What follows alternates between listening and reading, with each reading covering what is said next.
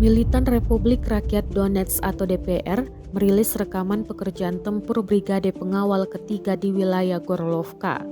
Rekamannya dirilis di Telegram resmi DPR pada Jumat 18 November 2022. Dalam keterangan unggahan disebutkan, para prajurit Brigade Pengawal Ketiga dengan tembakan tepat sasaran yang dikoreksi dengan bantuan UAV mampu menimbulkan kerugian besar pada pasukan Ukraina.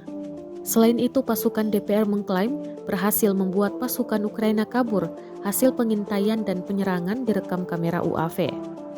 Tampak pasukan Ukraina ketar-ketir saat menyaksikan kedatangan artileri dan roket DPR. Rekamannya pun menuai berbagai komentar dari warganet.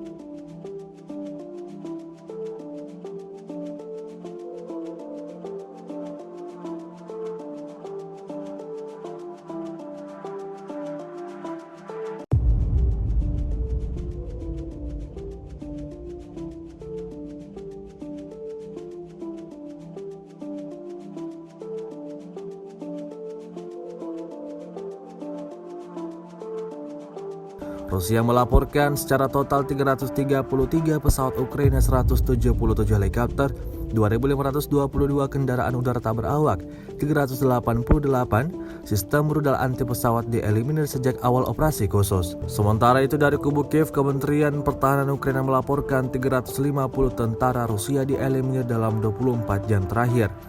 Total 83.460 prajurit Rusia meninggal sejak awal konflik hingga hari ke-269.